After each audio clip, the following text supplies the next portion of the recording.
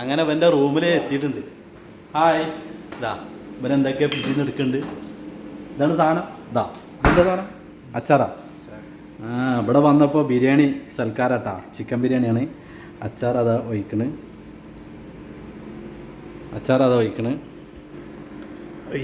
മതി, കുറച്ച് മതി.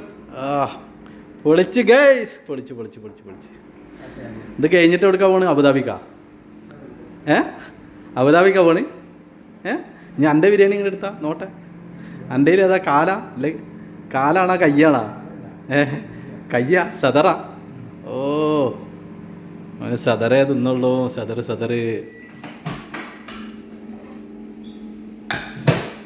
ഓൻ സദറാണ്.